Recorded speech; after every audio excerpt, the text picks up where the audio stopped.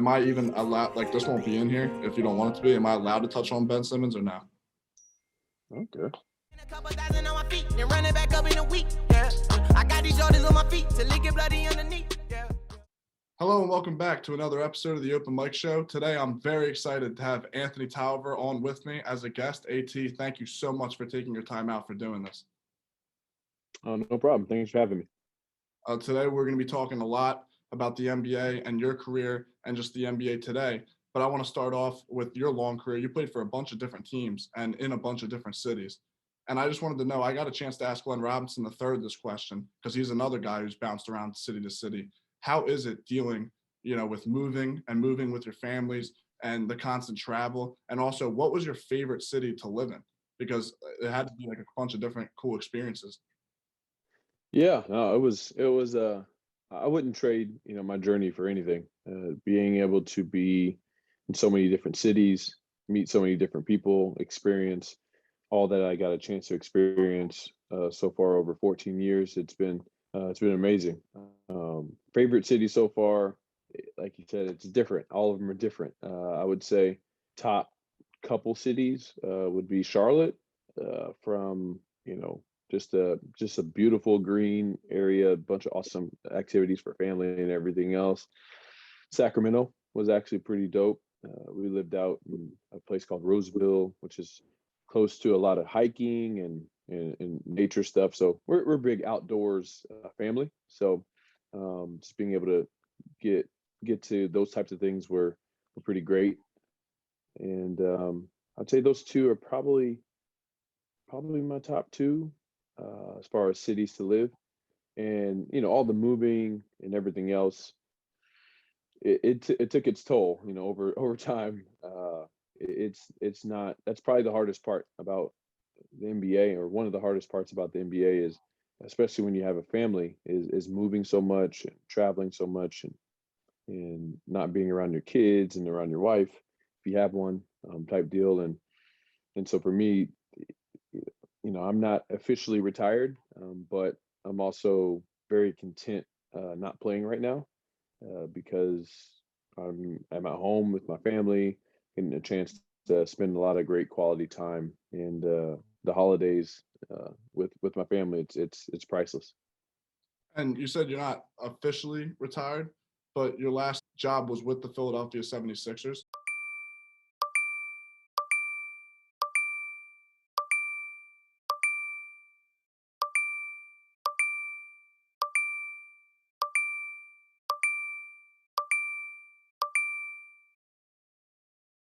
Just having that experience as a player and now, kind of taking a step back, do you think maybe coaching or a GM role is something that you could see in the future, maybe broadcasting, or do you think, strictly you had your run and maybe it's time to just settle down?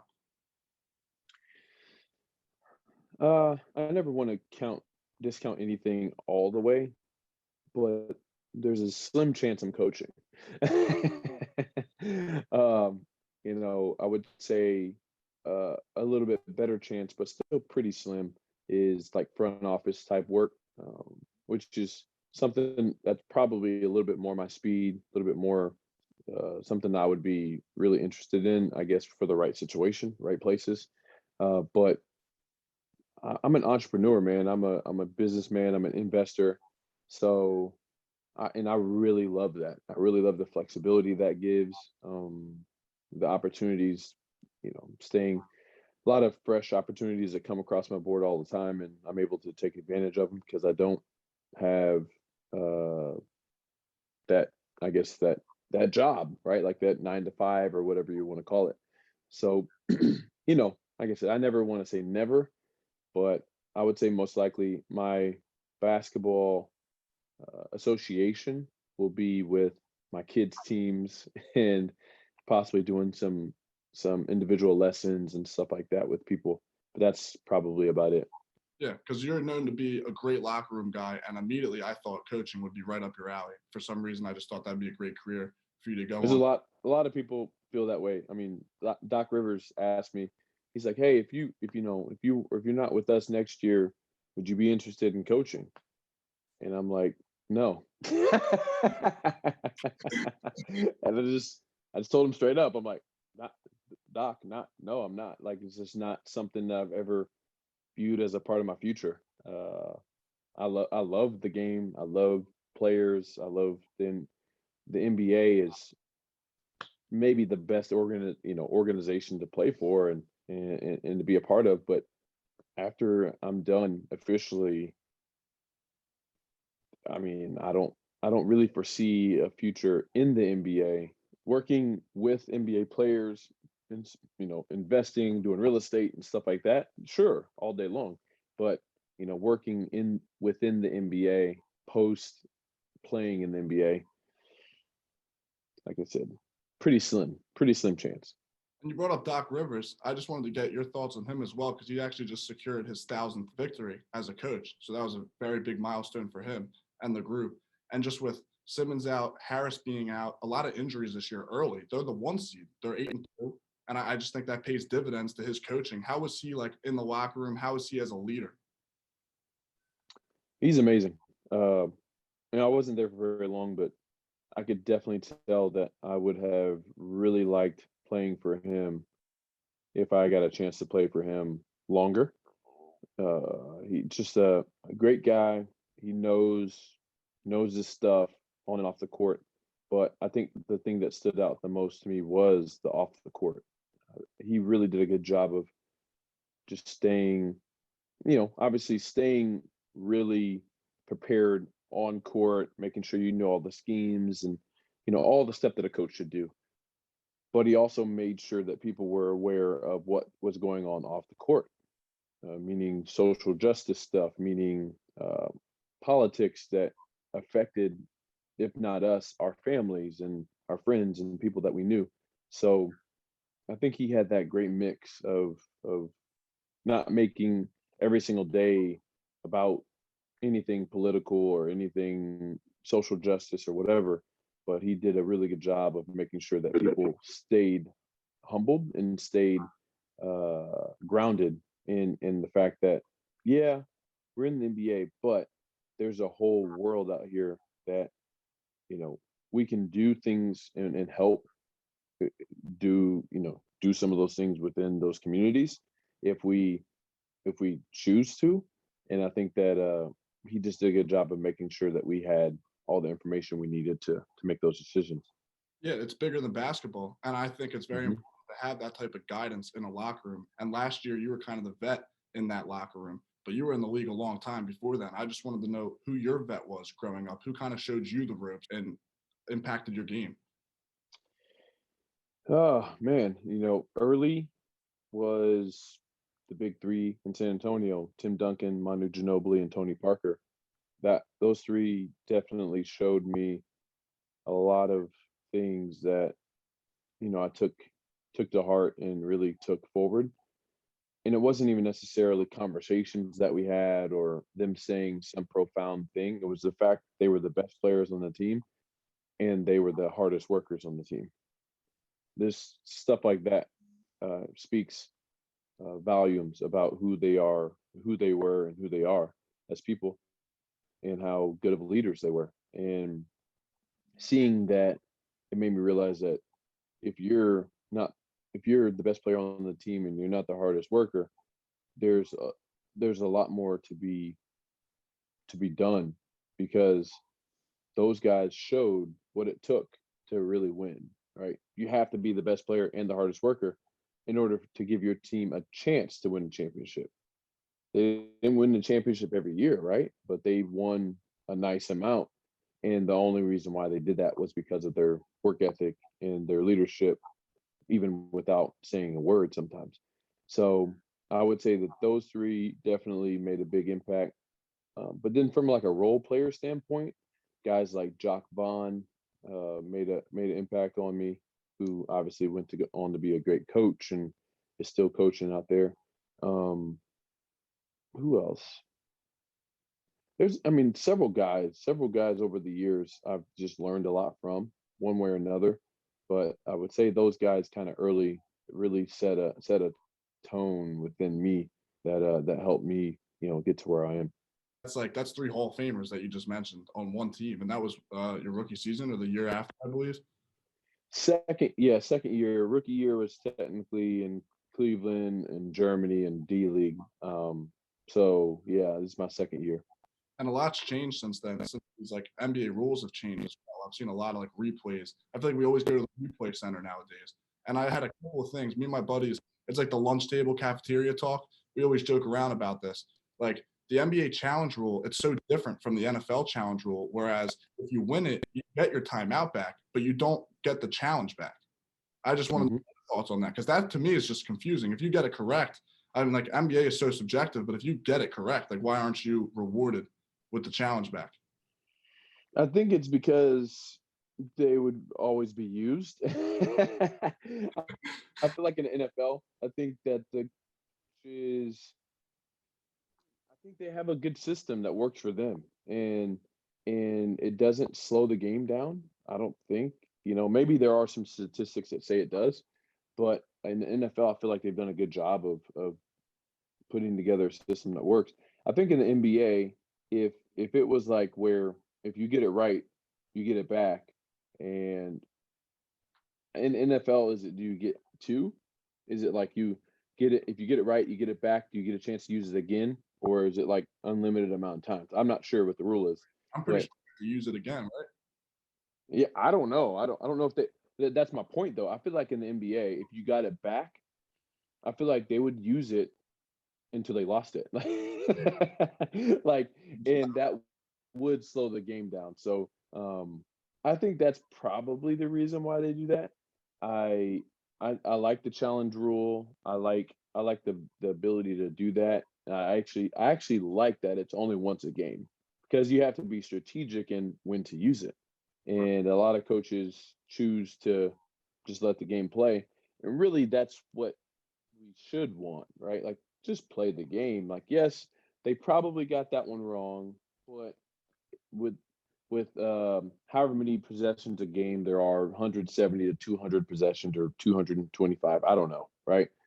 One out of bounds call most likely is not going to determine the game, right? It's That's how I kind of view it. And now it could be under 2 minutes, tie game. James Harden goes up for a shot and they call a foul and your man doesn't touch him. That's why I like it, because now you're like, all right, well, we just looked at the replay. Doesn't look like he touched him at all. So we should for sure challenge that one.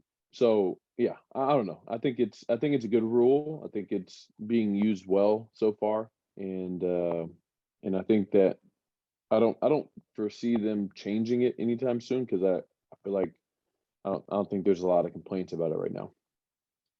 Damian Lillard is one to slow the game down in the 2 minutes left, at least, because he's Dame time. He goes in isolation and gets to his spots, gets his bucket. I've heard you say that's the best point guard in the league. That's probably the best point guard. As of last year, that he's the best point guard in the league. Do you still believe that's true? I mean, I think he has definitely shown moments of being the best point guard in the league.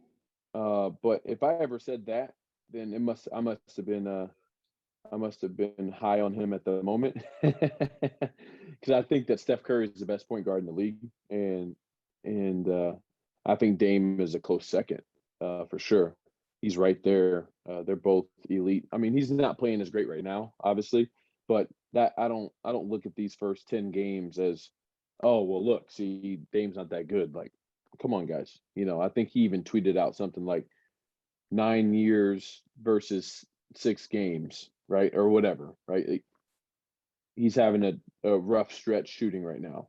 Am I going to leave him open? Absolutely not. Am I going to guard him any differently? Absolutely not. I might not double team him right now until he starts making some more shots, but man, like I'm not going to treat him any differently. But he's elite. He's up there with the.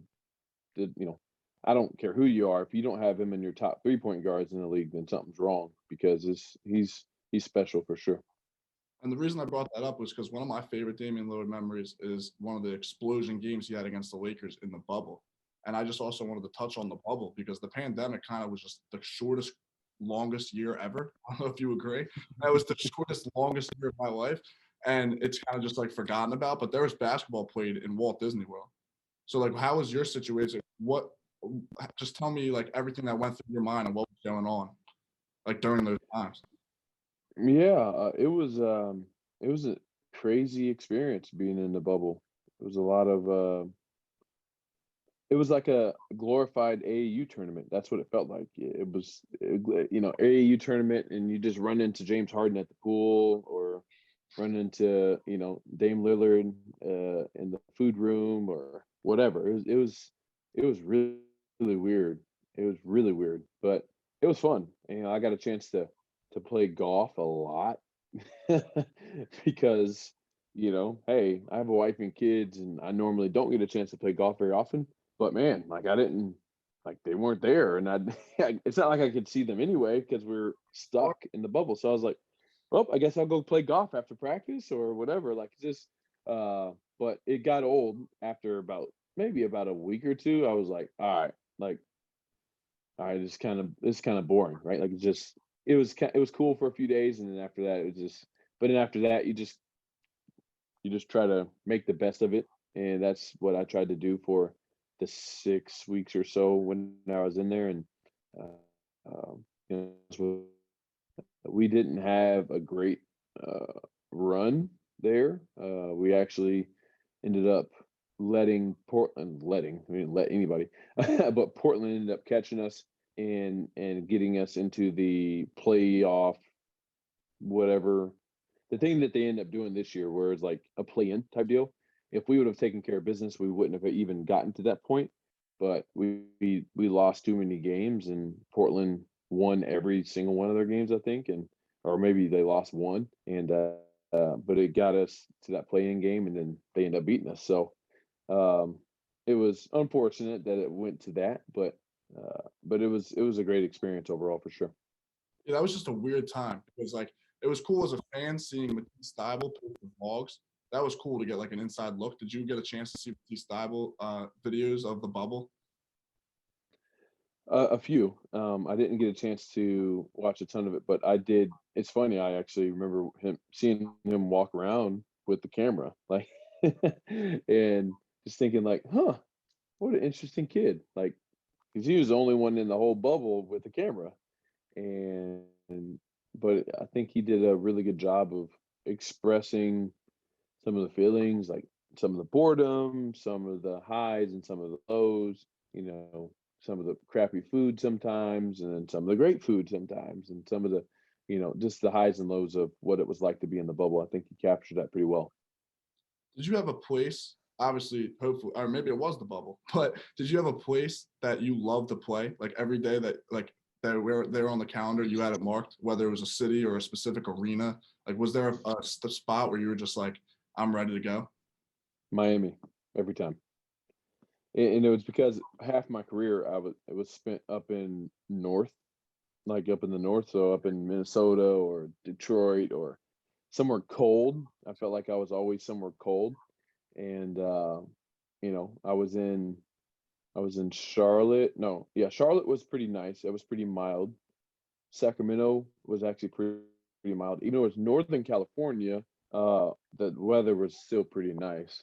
Um, so I was there for a year. I was in SAC multiple times. So I was there for a couple of years, I guess. Well, not a couple of years. The second time, just for a short period of time.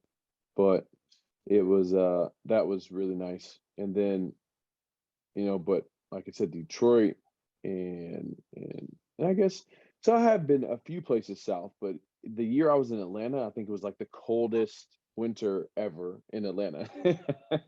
And one of the winters in Minnesota was the coldest winter ever in Minnesota. So I've had some. So Miami has always. So I know Miami's consistent. You're going to be 82 degrees and sunny almost every day in Miami. So it was that was a great place to go to pretty much wherever I played.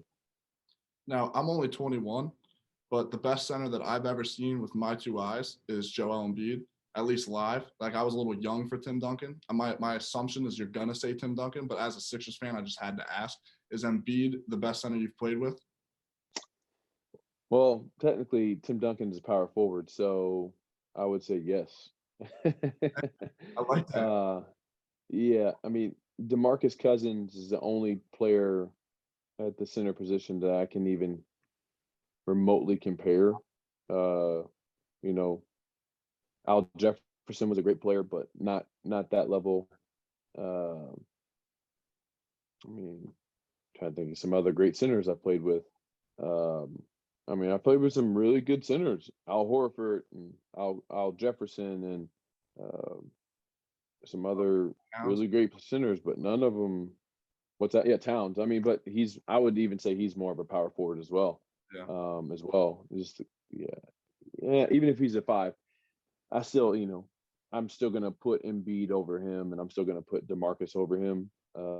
As far as him and I don't know, that's tough. I say Joel's number one, and then those other two probably I would say are tied for second between Karl Anthony Towns and DeMarcus Cousins. As far as just straight talent, those guys are amazing players. But yeah, Embiid's the number one player, number one center I've ever played with for sure. So what would you think the number one game was for you in your career? Like, what's the most memorable game that you have playing as an athlete? That's a good question. Or what was it, against the Warriors or was it against the T-Wolves? You were on the Warriors. Yeah, I was on the Warriors against the T-Wolves, scored 34. That's probably number one. Former squad, give them. As far as, yeah, I mean, that's just a straight getting buckets. You can't really beat that. It's awesome. But one of my most memorable all around games I think was against Phoenix. Actually, the same game that I got dunked on by Amari Stoudemire. I think that game I had like 26 and like 8 and like 6 and 2 or something, or 3, right? Like those types of games stand out to me, and I've had my fair share of those types of games over the years. But every time I do those types of games, it makes me realize just how good the guys who do that every single night are. That LeBron's and those guys who are for their career are 27, 7 and 7, and like that's a career game for 99% of people, and these guys are doing it nightly. It's just it's amazing to watch. And the longevity too. Is that not unbelievable? Is LeBron James like the best person of like taking care of his body, you'd say, and being prepared? Because the longevity of that man, like he's played in 10 straight NBA finals, or he did at least. Like, and I know the shortened season was a problem for a lot of athletes. Like it was a lot to ramp up. Like it was a short season, short off season, not a lot of rest on the body. A lot of athletes were hurt too. Like, do you think he's like the most professional at it? Yeah, I mean, it's the proof is in the pudding. You Yeah. got 19 years in this game, and you're still doing reverse windmills and and doing all kinds of crazy dunks and just unbelievable. Like it does not make any sense, and but that it does make sense. It all comes back to that. It has to be that. Like there's no other explanation why he's able to do what he's been able to do for 19 straight years. And every year I'm thinking Father Time's going to catch up. I just haven't seen it yet. I think it will eventually, but so far, dude has just continued to stay at pretty much the highest level, and it's impressive to watch nightly. So when you were coming up into the league as a rookie and in your second year, was there a game where you had like an oh crap moment, like I can't believe I'm here, or like kind of like pinch me, like I can't believe that's him, or I can't believe like, you know what I mean? Yeah. So when we played against the Lakers on ESPN, it might have been maybe my fifth, sixth, seventh ish game with the Warriors, and that was I always say that was my mama I made it moment, because I started, and before there's the tip, everybody goes around and like gives everybody fives and daps and stuff, and give everybody a dap, and gave Kobe a dap, and I'm like, when soon I gave him a dap, I was like, yo, I'm starting against Kobe Bryant and the Lakers, who they ended up winning the championship that year, on ESPN in the NBA. Like, what the heck? Like, I was like, I made it. Like, this is it. Before that, like, of course, I was aware where I was, but that was kind of the moment where I was like, I made it. Holy crap! And it was something I'll never forget. No, that's definitely got to be a special feeling because like just playing on national TV against some of your idols, Kobe Bryant. I mean, that's unbelievable. Yep. What is your thoughts on the whole Ben Simmons situation, and who do you believe is to blame? My thoughts are, sounds like Ben is ready to leave, and there's, is there anybody to blame? I wouldn't say so. I think that there's sometimes people run their course in different places, and I think he's run his course in Philly. I think that he wants to have a fresh start, and what's tough about a fresh start is when you have a long-term massive contract, it's not something that you can easily just jump out of. And so, you know, I think that things could have been handled better from the team side and from his side. But either way, it doesn't really matter. We're here now, right? So I think that hopefully they come to some sort of solution so everybody can uh, move forward and it not be, be this whole ordeal. But I think that, I think that's kind of the synopsis. He's run his course in Philly. Whether that means he plays with Philly again or not, I don't know. But I think that it's very clear that he doesn't want to be there anymore, and that's fine. That's fair. That happens, and now it's just a matter of figuring out the best path forward until they're able to make a trade. It's a shame too because I think Ben Simmons, Tobias Harris, and Joel Embiid are all three special talents. Just from the outside looking in, like you got to play with them, obviously, but from the outside looking in, all three of those guys score efficiently in the same painted area. Tobias loves that like high elbow jump shot, post up. He loves getting into that action. He's very efficient at it. I just think what's not efficient is that their three best players all need to score in that same general area. And you're seeing Embiid do a great job kicking out to Niang. Niang's having a career year this year because of the spacing that's being created when the doubles and the triples come. He's passing right out of it, finding shooters. And I just think that's been a problem for the Sixers over the last couple of years. I didn't know if you thought there's any truth to that. They're two completely opposite talents. I just think Simmons is a defender and a passer, and Embiid is your playmaker on offense, defender, but they're just too big and they both need the same area. So I think like a separate ways would be a good move. Yeah, I mean, like I said, at this point, I don't think there's any fixing the relationship. I don't know about between those two. I can't speak to their relationship personally, but I'm talking between Ben and the team. I don't know if it's salvageable at this point. So it's just that it is what it is, right? I think that it's just now figuring out a solution to be able to move forward, and I think that that's really the only solution. That's the only thing that they need to be working on and focused on. So. And the last thing I wanted to touch with you, AT, is media, because are you a fan of media? You dislike media? A lot of players dislike media, and I'm obviously in the broadcasting career. That's my field. I love it. The thing I don't like about it is how fake it can be sometimes and how fake it can get sometimes. Not only fake news leaking, you know what I mean, but just like the fake answers that you can sometimes get, like just because like they have to say what they have to say, you know what I mean? Like a good example is an interview, like you said, Damian Lillard, best point guard in the league. You're on the Blazers. He's hot. Of course you're going to say that. Why wouldn't you say that?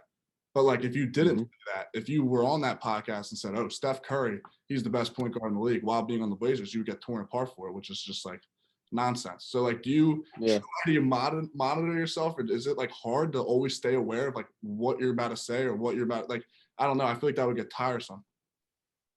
It's a part of the job. I mean, you just got to know how to play the game. If you don't understand media game, then you're gonna get chewed. You're gonna get chewed apart. It's just you just got to know it. If you don't know it, you better learn it. You better learn it quick, because otherwise, the media will chew you up and spit you out. So it's not hard though. It's just you just got to be aware. You just got to be mindful of what you're saying and be aware of the environment in which you're saying it in. And I think that's the biggest key. If people do that, guys, be more aware of what they're saying and how they're saying it, when they're saying it, who they're saying it to, then And then if there's something that's like you don't want to answer, just don't answer it, right? That's you have the power to say what you want to say. There was an interview that Rasheed Wallace did, and it was because he was forced to do the interview, and instead of answering the questions, he literally just said both teams played hard. Like they would say, "Hey, so what do you think about this?" Both teams played hard, and it was like it it's iconic because it's ridiculous, but it's also like he understood like I don't have to say anything I don't want to say. So he just said both teams played hard, and they were like, eventually they were like, all right, we get it, see ya. So then he walked off the stage, but it's guys aren't forced to say anything, even if they ask you a pointed question, something that they're trying to get you to say. You don't have to say it, but the sooner guys understand that, the better things turn out. So AT, yeah, man, I really do appreciate you taking your time out of your schedule to do this. no problem at all. Continued success to you in whatever you do. Thank you. You too, man. Have a good one.